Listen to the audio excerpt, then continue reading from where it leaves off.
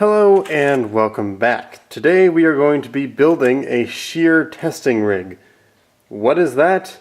Well, basically it finds out when these break. These are, I think, bamboo barbecue skewers. So shear is basically, you take it like this and I move this hand up, this hand down, and it shears it. Basically it's just sliding motion breaking it. So I'm going to build a device that I can put this in and add weight until it breaks so I can calculate how strong these are because that will be important later in the series. So this is the design I've come up with. I'm going to make 3 of these. One will connect to a rope which will attach it to a tree or some other fixed object, and then the other 2 will connect to the bucket, and those just slot down in here and that holds them in pretty well.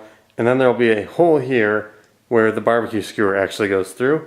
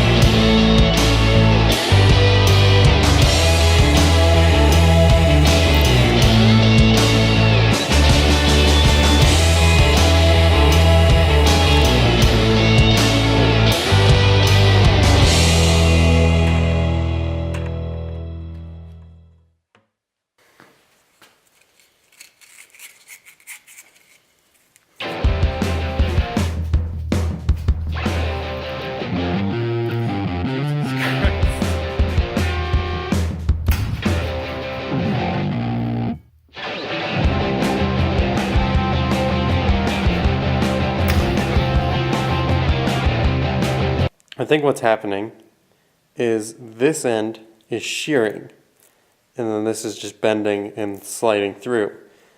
Now that's not actually a problem because this side is still only holding half of the weight, which means it's still in double shear even though both didn't actually end up shearing. Okay, so this is going to be a test of whether this little system I made really works. I'm not actually going to measure the weight in this one, I'm just going to see if I can break it without having to fill this all the way to the top with water. So, to help me, I have added this quite hefty hitch.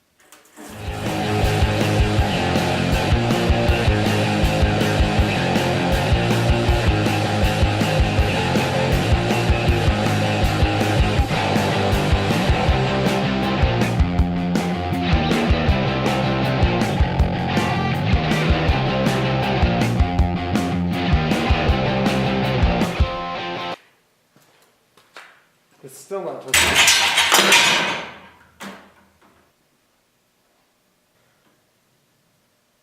Oh my god.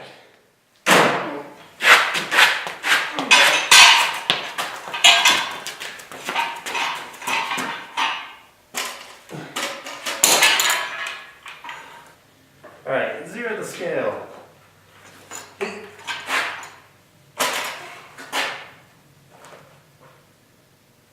89 pounds. 89.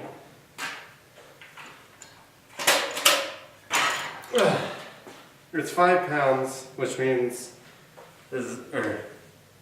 no, it's 5 gallons, which means this alone, which is a 5-gallon bucket, would weigh 40 pounds. So that's 2 full buckets of water plus 9 pounds, which might as well be another, gallon of water. Oh my god.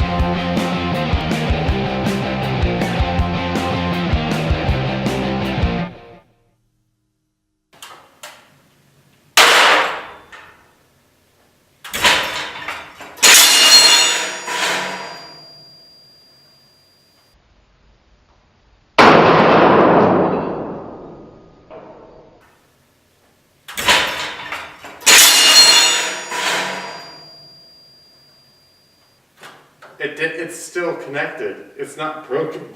It just sucked it through. So I've made the executive decision to nix the bamboo barbecue skewers because these things are insanely strong. Like, just try to shear them. It took 89 pounds to break this on the first try, and on the second try, I don't even want to weigh that. It was at least 100 pounds on that thing. So I found another material that's a little bit easier to break. These are matches. They're nice, a lot softer wood. They're easier to break, as you can see. Trying not to burn myself. And I have a whole bunch of them. I have one in here, and you can clearly tell it breaks easier. So that's the new material. Matchsticks. Bamboo is dangerous. 4. Hey! Perfect. Okay, who's ready for a montage?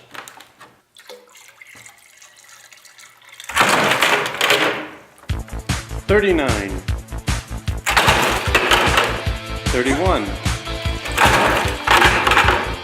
$29, 32, 34, 40, 38,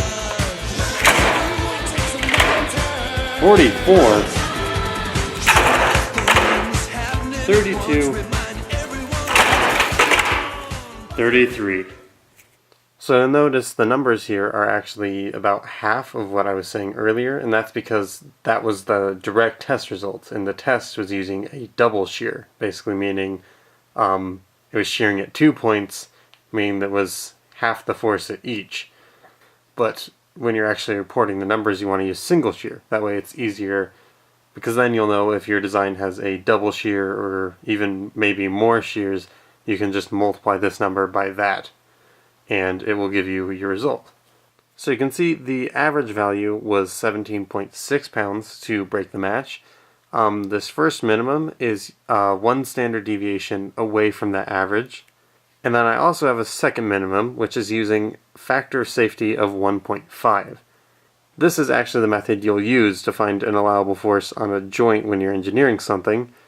Basically what the factor of safety is whatever force you find on a joint, you multiply it by the factor of safety.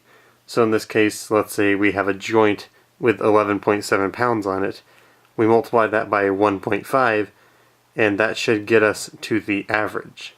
And it just so happens that that factor of safety of 1.5 gets us to 3 standard deviations away from the mean. And that means we have this half here, because if you think about it, everything on this half of the average is stronger than we'd expect. And that's not a bad thing. So those still count because the match wouldn't fail. So this 50% is always counted. And then we have this extra bit here, and it leaves only about 0.1% that isn't actually included in that group. So, about 99.9% of matches should not break if we're assuming a factor safety of 1.5. Which means, when we design the actual bridge, we can take our force up to about 11.7 pounds.